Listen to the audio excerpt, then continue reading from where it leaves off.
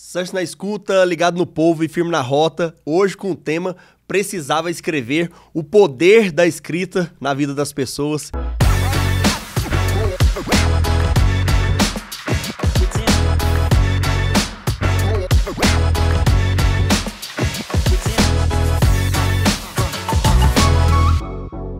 Que honra, meu irmão. Rafael Magalhães, vamos falar sobre a arte da escrita, o dom de quem consegue colocar no papel os nossos pensamentos. Meu amigo, 12 anos de carreira, 6 livros autorais, milhões de pessoas impactadas pelo seu dom da escrita. Que prazer te ter aqui, meu amigo. Prazer meu, obrigado aí pela lembrança, pelo convite. Vai ser um prazer reviver aí esses 12 anos de caminhada e o que veio antes também, né? Pô, demais. Eu tô tão orgulhoso aqui porque o Rafael é meu amigo famoso. E eu brinco, começando, que nós fizemos aula de futebol juntos, jogávamos juntos. E num campeonato, eu tô sentado lá dele, um amigo comum meu ali de todos os dias. Eu não acompanhava a página. E um monte de pessoas, até mais jovens, mulheres, pedindo pra tirar foto com ele. Eu falei, o que é isso, Rafael? O que o povo tá precisando? Eu falei, não, cara, tem uma página grande na internet. E aí depois que eu descobri que era o famoso Precisava Escrever. Cara, você é fantástico, você impacta milhões de pessoas, inclusive eu agora com a sua escrita. E me conta um pouquinho de onde que surgiu de onde você descobriu, porque o dom você já tinha, quando que começou essa sua caminhada na escrita? Sanches, primeiro, obrigado aí pelo convite, parabéns aí pela jornada. Assim como aconteceu comigo, a sua vida também mudou desde aquela época do futebol e mudou para melhor. Hoje você tem capacidade aí de impactar na vida de muita gente. Tenho certeza que você vai ter uma carreira muito próspera também na política. Bom, eu brinco assim que eu já sabia que eu escrevia bem, porque redação, literatura eram as matérias que eu tirava nota boa. Talvez as poucas, assim. Eu era mais para humanas. Mas assim, eu não mandava tão bem em matemática, em química. Então eu sabia que eu escrevia bem, e aí veio a fase da adolescência que, na hora aquela fase de mandar cartinha para as namoradas, eu me saía bem nisso, até que os amigos pediam para eu ajudar a escrever a carta para as namoradinhas deles. Então eu sempre soube que eu tinha uma habilidade, mas eu nunca enxerguei isso como profissão. Mas aí chegou a internet, eu comecei, você vai entregar a idade agora, né? Eu comecei com um blog, né, para a galera mais nova, antes das redes sociais. Uma forma que a gente tinha de comunicar com o mundo era o blog. E aí o primeiro sucesso que o Precisava Escrever teve, assim, já era esse nome. Foi em 2009 para 2010, eu criei um blog e meus textos começaram a ter visualizações ali. Mas era assim, quase que um diário. Eu estava feliz, eu escrevia, eu estava triste, eu escrevia. Acontecia algo importante na minha vida pessoal, eu ia lá e registrava. E aí eu acho que a grande sacada que eu tive foi em 2013, que quando veio o boom assim, das redes sociais, e aí eu comecei a usar o Instagram, e eu comecei o Instagram bem no comecinho assim mesmo. Pouca gente falava do Instagram, e eu percebi que as pessoas iam migrar para ali. O meu blog começou a cair a quantidade de acessos, e eu falei, aqui eu acho que é o próximo lugar que as pessoas vão visitar. E aí comecei a postar as frases e os textos no Instagram.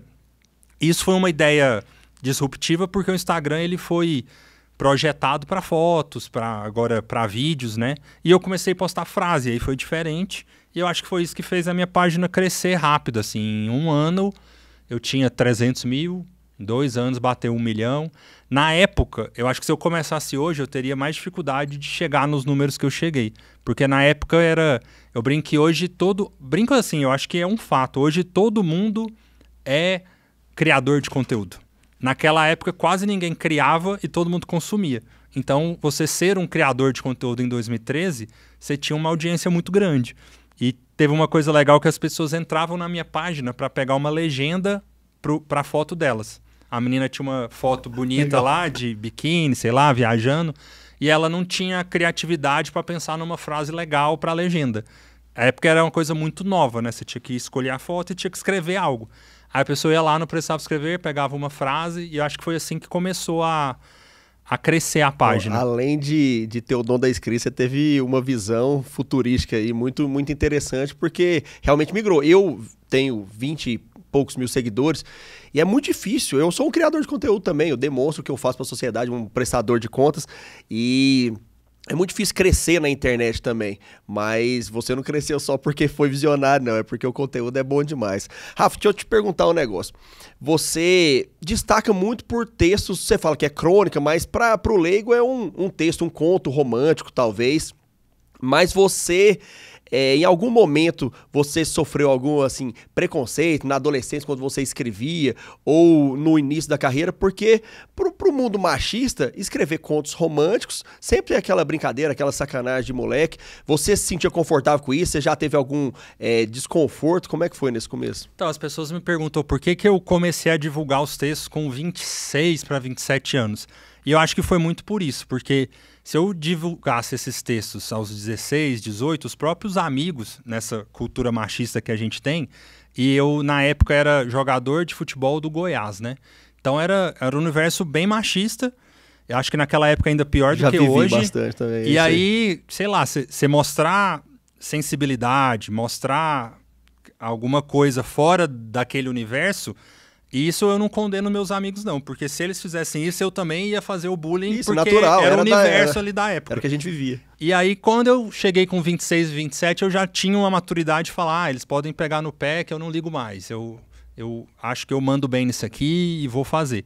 Então, eu demorei por conta disso, mas quando eu comecei, aconteceu bastante, mas aí já não me incomodava mais, assim.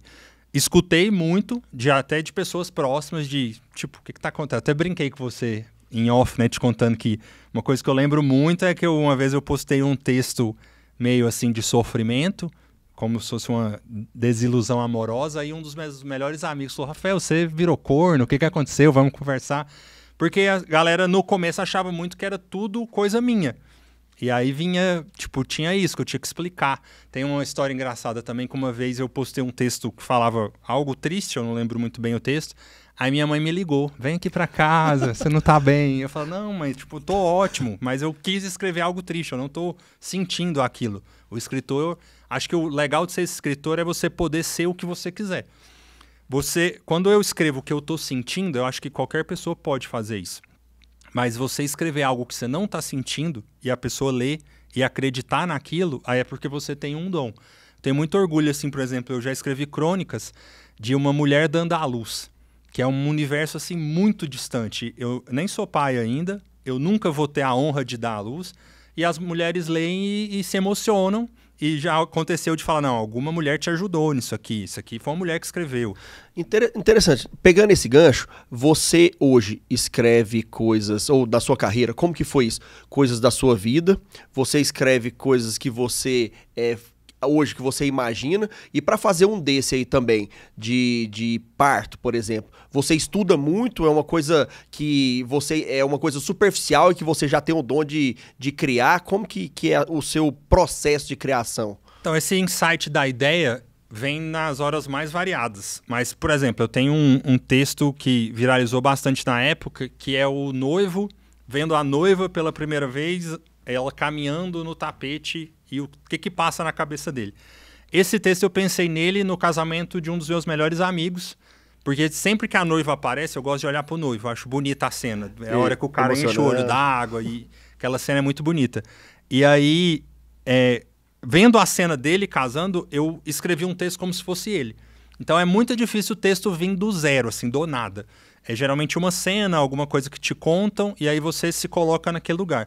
E aí o que eu descobri com o tempo é que eu tenho essa habilidade de escrever sendo algo que eu não sou. Tanto é que hoje meu principal produto dentro do Precisava Escrever é escrever biografias como ghostwriter. Porque a pessoa me conta a história dela, e aí o ghost mesmo, se você me contratar para escrever um livro como ghost, tem esse nome de escritor fantasma, porque a pessoa que lê tem que escutar a sua voz e não a minha. Tem que realmente parecer que foi você que escreveu. Muitas biografias são escritas por escritores que fazem esse trabalho e quem assina, por exemplo, eu conheci o cara que trabalhou na biografia do Galvão Bueno. Você lê o livro, você escuta a voz dele. A voz do Galvão é muito marcante, você escuta ele falando. Mas o Galvão não tem agenda para parar 2 anos e ficar ali escrevendo um livro. Então, ele contratou uma equipe para fazer isso. E isso é o que eu faço. E foram essas crônicas que foi me mostrando esse caminho de que, primeiro, isso não é comum, não é fácil, não é qualquer pessoa que consegue fazer isso, e que eu tenho essa habilidade de escutar alguém falando, e aí eu falo, se eu fosse escrever um texto sendo essa pessoa, como que eu faria? Perfeito. Então eu já vou pegar esse gancho da biografia. Eu sei que é um projeto seu que não está tão no início, mas já é incipiente. Você tem 15 biografias. A gente já entregou, se eu não me engano, 14, e aí até o final desse ano a gente deve chegar a 20 livros entregues. Me conta como está sendo essa experiência, porque é muito de... Você é bom para escrever, mas ali você tem que ser muito bom para escutar, para sentir. Como está sendo essa experiência? Quem que te marcou nessa caminhada aí toda? O que você pode contar desse seu projeto biográfico? Sanches, terceiros. Eu recebo esse convite desde o começo da carreira, mas eu pensava assim, né? Jovem, lá atrás eu falava, eu não vou gastar... Eu imagino que... Eu falava assim, minha escrita é um combustível e eu vou gastar esse combustível com os meus livros. E aí eu recusei muitos convites. Mas eu participei da produção do livro do Paris 6, do Isaac Azar, que por ser um projeto nacional eu topei fazer e eu gostei. Porque fazendo eu descobri que requer um dom, que eu achava que ia ser uma coisa muito mecânica. O cara fala e eu ponho no papel o que ele falou. E hoje a gente tem IA, a gente tem várias coisas que fazem isso. O que eu faço é um trabalho artesanal. Eu vou te escutar e vou usar a minha habilidade de escrever aquilo de uma forma mais bonita, mais emocionante do que você me contou. Que a pessoa tem que ler e falar, cara, você está falando o que eu quis falar, mas de um jeito melhor. É verdadeiro, mas é de uma forma mais emocionante. E assim, eu estudei roteiro para poder aprender a fazer isso. O roteiro tem uma coisa que você, às vezes, junta duas coisas que aconteceram em tempos diferentes, mas vai ser mais legal se você contar elas próximas. E aí você não está mentindo, mas você muda o jeito de contar para ficar mais emocionante, para fazer a jornada do herói. E aí, quando eu participei desse projeto, eu gostei muito e eu comecei a falar sim para os projetos que iam aparecendo. E aí, de 2020 para cá, tem aparecido projetos grandes aqui em Goiás, principalmente. Nesse momento, eu estou produzindo o livro de 70 anos do Hospital Araújo Jorge, legal, que é uma demais. história que o livro vai ficar belíssimo, porque eu acho que todo goiano, todo goianiense tem uma história triste, feliz, emocionante, seja lá qual for ali dentro. Eu tenho vários, por sinal, do Policiais contra o Câncer Infantil. Quem tem muito voluntário, tem muita gente que perdeu pessoas que amava muito ali, tem muita gente que se curou ali para dentro daquelas portas, então vai ficar um livro muito poderoso. Estou produzindo o livro do Grupo Saga, contando a história da família Maia, do seu Toninho, como é que começou essa história, que eles completam 54 anos ano que vem. Estou produzindo o livro do Leonardo Riso, que até agora está envolvido na política, né? Colega seu aí nessa empreitada, mas a gente conta a história dele, da Leonardo Riso mesmo, porque foi uma imobiliária que ajudou a construir Goiânia, mudou a história da cidade. Então é muito focado nisso. Escrevi o livro da Festa Escova, que são empresárias goianas que estão aí com 300 lojas pelo Brasil. Então tem aparecido várias histórias, que são histórias goianas, do nosso povo aqui, da nossa gente, mas que às vezes o empresário ainda não teve tempo de parar, sentar e produzir uma obra. E aí eu entrevisto, eu bato papo com ele, falo que para ele é muito fácil, a parte difícil fica comigo. A gente tem uns que abrem um vinho, abrem uma cerveja, ou tiram um café ali e me conta a história deles. E aí o meu trabalho é escutar e tentar contar aquela história da melhor forma possível. Vou colocar uma meta minha de vida também, para que eu construa uma história tão bonita que um dia você possa contá-la e colocar nos livros. Isso me faz lembrar, assim, agora você está com esse projeto de podcast, e eu vou começar a entrevistar essa turma no formato de podcast. Porque eu perdi algumas declarações muito bonitas, às vezes as pessoas se emocionam ou dá um insight muito legal, só que eu fazia isso só com um gravador. E aí eu perdi a oportunidade de ter um corte, de ter um arquivo disso. Eu vou começar, a partir de outubro, eu vou começar a entrevistar essas pessoas, igual a gente está fazendo aqui, e eu vou escrever o livro a partir da entrevista, que eu acho que vai ser um formato melhor.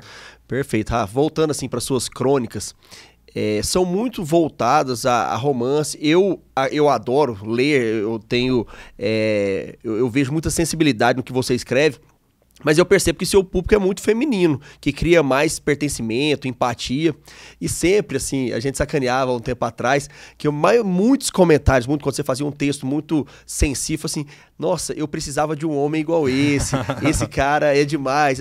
E como é que tá o coração? Tá preenchido aí? Como noivo, é que tá? Agora, isso é uma coisa bem legal, porque eu sinto que o meu público, essa galera, tem um colega nosso aqui da equipe que falou que, como que é o nome do... Seu xará, Rafael também. Ele falou que me acompanha desde 2013. E eu sinto que dessas pessoas da minha idade, se eu escrever hoje um texto que eu escrevi há 10 anos atrás sobre paquera, sobre balada, sobre beijo, sobre coisas que a gente vivia naquela época, eu sinto que meu público está um pouco distante desse universo. E aí, agora que eu fiquei noivo, que eu estou começando a escrever crônicas sobre a vida adulta, sobre os dilemas do que eu estou vivendo agora, eu sinto que o meu público está conectando novamente. E agora vou casar, espero ter filhos, então vou poder escrever desse universo, né?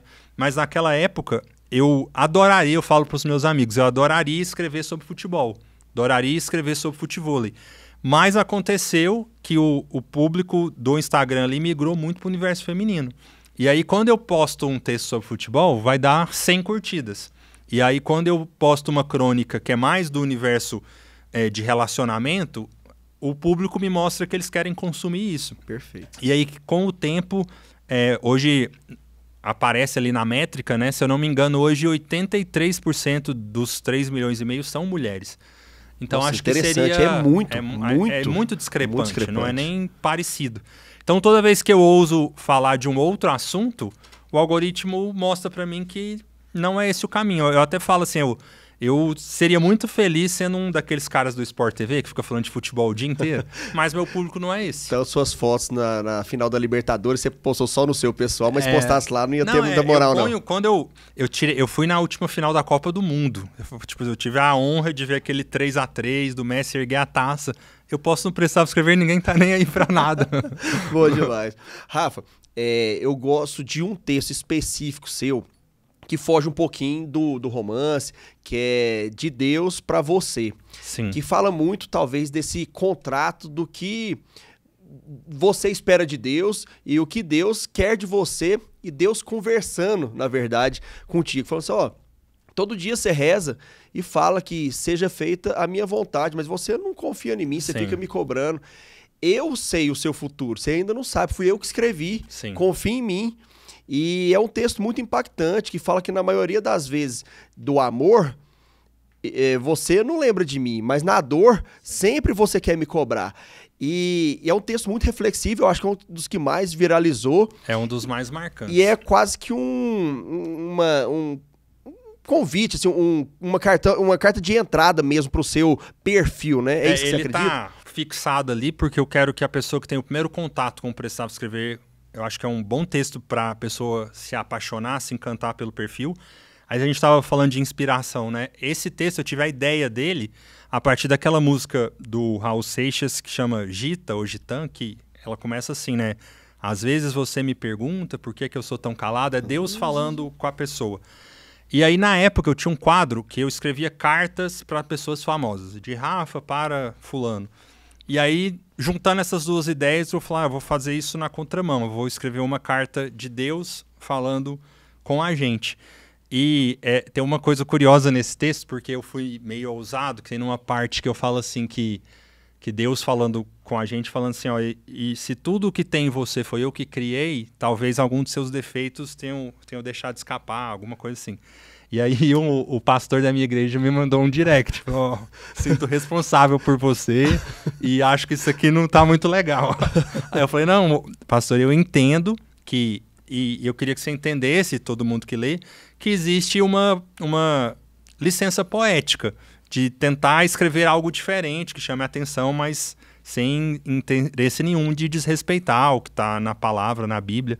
Mas é que se a gente escrever sempre o que todo mundo já escreveu, já falou, você não marca, né? Então, às vezes, tem essa pitadinha, assim, de ousadia mesmo. Tô pensando, tem um script aqui, eu não li nenhum, né? Eu já o bate-papo tá fluindo aqui tanto.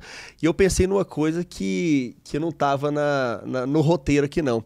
Você já teve algum cancelamento? Porque você faz texto todo dia, toda hora, escreve sobre diversos fatos. Teve algum que você viu que errou o tom, que foi ruim? Como então, é que foi isso? Eu brinco assim, que eu sou 13 anos incancelável, assim, né? É um perfil que tá há 13 anos aí e nunca teve uma grande polêmica. Precisava escrever, tá cancelado. Mas por que eu acredito nisso? Porque eu escolhi não entrar em alguns terrenos. Eu não escrevo... hoje, se eu escrevesse uma crônica me posicionando direita ou esquerda, 50% ia amar e eu ia ser cancelado por 50%. E o que me incomoda é que os 50% que ia me cancelar não ia nem ler o texto. Ele só ia querer saber de que lado que eu tô e me amar ou me odiar.